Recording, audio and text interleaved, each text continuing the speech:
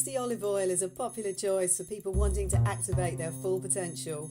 Improved sleep, faster recovery, and more energy are just a few of the amazing comments received from our customers who take a spoonful a day. Make C60 oil a part of your daily routine and see what it can do for you. Activate your potential today at thec60company.com.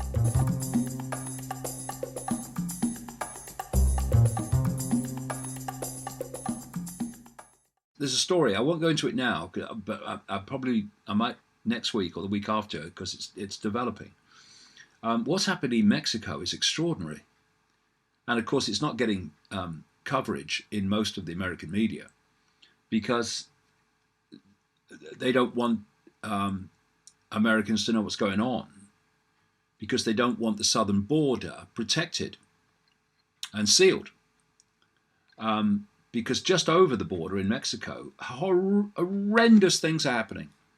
A whole family of Americans were murdered this week in the most horrific way, just across the border. And the drug cartels are at war with each other and at war with the government. And through Mexico and the drug cartels, enormous amounts of drugs is being trafficked into America, and the completely porous border, which the Democrats do not want to be sealed, and many in the Republican Party don't either. It's causing devastation to lives of people in America through drug abuse and drug addiction. And one of the things that's going to come out is eventually is the connection between that and China. You know, people remember the horrific opium wars when the British Empire systematically got the Chinese people drugged up and addicted to opium so they could basically take the country over.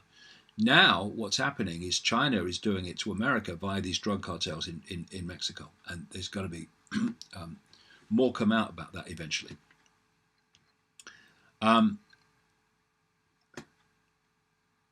Another story I watched this week was the state of California, by the way. Oh my goodness me, what's happening there? I mean, I've been there relatively recently, a few times. It's horrific what's happening. When we were shooting the movie Renegade, part of it was shot in San Francisco. I'm walking through San Francisco, and I went to San Francisco a long time ago. I've been there many, many times. It's not the same San Francisco. It's unbelievable with the homeless, the drugs, and everything. And California is a completely politically, and San Francisco is where area that Nancy Pelosi, the House Speaker, represents, is a completely woke, politically controlled state, and San Francisco, a completely politically woke city, just down the road from the area officially known as Silicon Valley, and where all the billionaires are. And California and San Francisco are just testament to what happens when you let the woke mentality get control, political control. It's absolutely horrific. The state is being destroyed.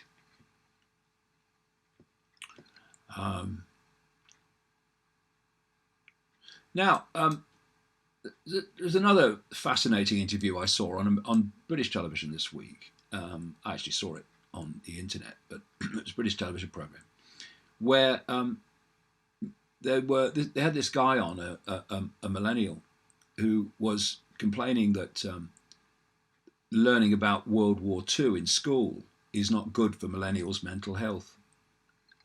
I wonder what it was like for the mental health of the kids that fought in it, mate. What do you think? And this is classic. The weak people that are being turned out systematically in ways I described earlier. Not only to support the end of freedom of speech, indeed in the end their own freedom of speech if ever they want to differ from the norm, but weakening them so that everything is a crisis and everything is trauma when it's called human life. And there's also this part of this agenda is targeting white people. Now, you know, where I'm coming from, I don't see myself as white, brown, whatever. I see myself as consciousness, having a brief experience as a human. But for some reason, which I explore in the books, they have this targeting of white people. This is why you cannot be racist against white people. It's impossible. But say the mildest thing about people who are not white and you're racist. This is not by random chance. And this is a story from this week. Oklahoma City police investigating "It's okay to be white" flyers as potential hate crime. Police in Oklahoma City are investigating "It's okay to be white" flyers that were posted in the Oklahoma City University School of Law as a potential hate crime. Although authorities acknowledged that the flyers were not believed to be a threat and that posting them wasn't a crime because no property was damaged, the individual responsible is under investigation anyway. Now, if the person doing it and saying it's okay to be black or it's okay to be Hispanic, okay to be Chinese, whatever, okay to be Asian, flyers, not a problem. Because it's okay to be white, immediately it's a problem. And this is how the agenda works. See, all I want is fairness and justice for all. That's not what the agenda wants. Investigators are trying to determine his intent and whether the actions are a hate crime, reports the Associated Press. Law school Dean Jim Roth said the OCU is intentional and relentless in supporting diversity, and the hatred and exclusion will not be tolerated. What about excluding white people from the same things that are allowed for everyone else? Is that exclusion? This is the hypocrisy, you see. Meanwhile, in another incident, a sign that read "It's okay to be right" was hung on a bridge over a highway in Massachusetts. A local ADL, Anti-Defamation League spokesman, said the message excludes people and targets people. Why is the Anti-Defamation League, which is supposed to be about protecting Jewish people from discrimination, why is it always interested in protecting or targeting white people who had nothing to do with the Jewish issue at all? Why did the ADL condemn a 9/11 investigator researcher for posting that people heard bombs going off in the towers before they fell? He never said people heard bombs planted by Jewish people before the towers fell. He just said a basic fact, provable truth, that people heard bombs or bangs going off, whatever the explosions were, immediately before the buildings fell. And the ADL condemned him for saying that. An organisation that should be just about protecting Jewish people from discrimination. ADL is a disgrace to freedom. And the ADL said, a man who tore the banner down said, "Being white is such an advantage in society, and suggest otherwise is just straight out racism." Well, that just... What about the white people living in the streets of Los Angeles and New York? Huh? Just amazing.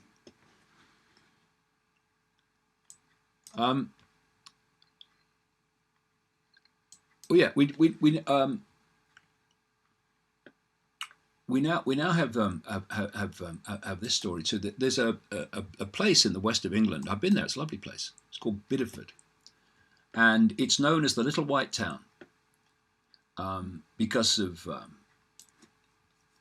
some writing that was done about it. And so on its boards, name boards, when you enter the town, it says Bideford, the little white town. And it doesn't relate to little white town, i.e. white people town. But even so, because of complaints that it's racist, they've now had to change the wording on the board to point out that it's not racist. The Devon town of Bideford has decided to change welcome signs referring to it as Little White Town amid complaints of racism. Bideford has been known as the Little White Town for more than 150 years after author Charles Kingsley coined the phrase in reference to its large number of white buildings. But in recent years, concerns have been expressed that there is a racist undertone to the title and it should be scrapped from all the signs around the North Devon village. Now, of course, the reaction from the council should have been, what? Get a life. But it's not. They've changed it. It's just extraordinary. This is how the woke tyranny is imposing itself on the world. If it was called the Little Black Town, by the way, because there's lots of black buildings, not a problem. Little Brown Town, little any other colour of the skin town, because the colour of the buildings was that colour when Kingsley wrote his article or his books. Not a problem. This is what I mean by they're not interested in equality, which is all I want. Same for all. Now, this is a time in Britain where we're in the period of the remembrance service to the dead in wars, the 2 world wars and other wars. And the symbol, of course, that people wear and buy so that the money can go to causes to help those affected by the war, is the poppy. And so the poppy is just a national symbol for the millions of people who gave their lives in war, of whatever sexuality, colour, background, creed. But now we have an LGBTQ poppy with multiple colours on it. Is there nothing that can't be hijacked by the narcissism of the woke agenda? This is a story. A Brexit Party candidate has said the remembrance poppy should not be used to promote political issues such as the LGBTQ and all the other letters that follow often, community. Man, if there's 100 genders, mind. Crikey. How long is it going to get? 100 letters, I suppose. Nicholas Goulding is running as the party's candidate for Edisbury, Cheshire, in the forthcoming December 12 general election.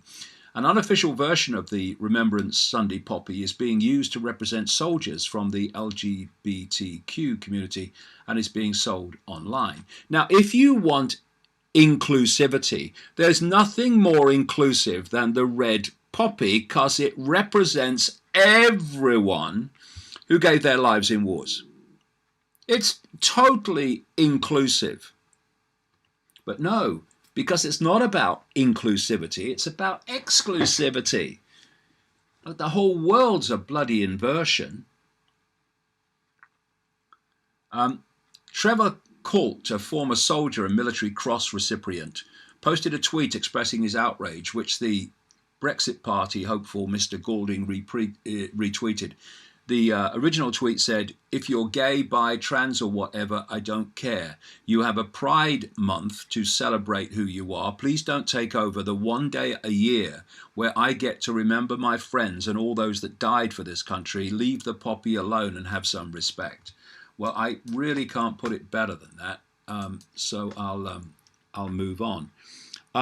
Ricky Gervais, the comedian and actor, he made a joke, and now I've just got to close the other curtain. Now the sun's moving around. He made a joke this week, and a joke is something that you must not do anymore. Woke and joke may rhyme, but they have no other connection. British comedian and star of The Office, Ricky Gervais, has drawn the wrath of the PC Patrol for a tweet making fun of a transgender activist, Jessica Yaniv, who took a wax parlour to court in Canada because they refused to wax his dangly bits, which he has because he's in a man's body, but he identifies as a woman. It's a very strange bloke. I'm not saying, it's strange because of his sexuality or anything like that, or his claimed sexuality, but his behaviour is very, very strange. Anyway, his, her, whatever, they. And what Gervais said was, I'm going to dress up as something weird and creepy for my Halloween party, but I'm booking the trend this year and I'm going as brave female activist Jessica Yaniv. Yaniv is the Canadian transgender activist who shot to notoriety last year when she sued 16 beauty salons for refusing to wax her testicles. Her testicles, yes, that's how mad the world is, ladies and gentlemen. And everybody else. The women who ran the salons all refused to do that. And a human rights tribunal ruled against Yaniv last month and ordered her to pay compensation to the salon she drove out of business with her complaint. Though described as a sex pest and a pervert for her role organising topless pool parties for children, Yaniv had her fans who turned out to slate Gervais for his bigoted and transphobic tweet. Come on, Ricky wrote one, you've done some funny stuff over the years, but this is just odious and bigoted. That's what, this whole woke mentality, the most, one of the most potent parts of it is the lack of a sense of humor. One of the most balanced things that we can do is laugh at ourselves,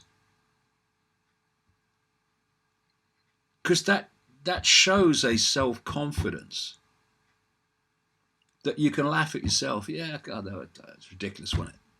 Oh yeah, I know. And if you can't do that, and narcissists can't, then I think you've got a problem. And I'll just finish on this just to show that it's nothing about sexuality, this crazy woke you must believe what I believe or else mentality. Finish on this story. Yoga teacher is banned from using church hall because classes are not compatible with Christian beliefs, even though a local vicar takes part. A yoga teacher has been banned from using a church hall after being told her classes were not compatible with Christian beliefs. Asuko Kato, 54, has been teaching yoga for 25 years, including one class attended by a local vicar, and tried to book the church hall at Pilton in Barnstaple, Devon last week. But the church told her yoga cannot be allowed because it does not acknowledge that there is only one God and that Jesus Christ is God himself. Yoga originated in northern India and has connections to both Hinduism and Buddhism. But Ms. Kato hit back and described the stance as outdated and claimed yoga has evolved into an exercise for everyone to enjoy. In one of my classes, I have a female vicar, and they don't seem to have concerns, so I struggle to understand what the problem is. I've never done a class in that hall before, but I was looking forward to a new venue when I phoned and I spoke to Pilton Church Hall. They asked me what I wanted to hire it for, and I said to teach yoga, and they said that they could not tolerate that for it if it was for yoga, and claim yoga is not suitable for a church.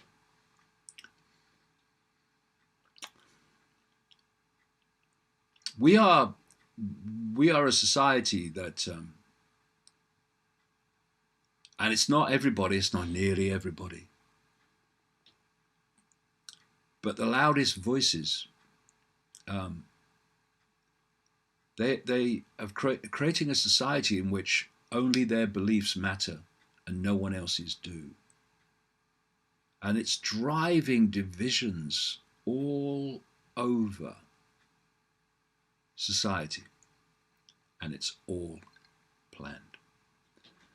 And it manifests in many and various ways through vast numbers of people who have no idea it's all planned. But this, what I believe is right, so what if you believe you must be wrong, is destroying human society.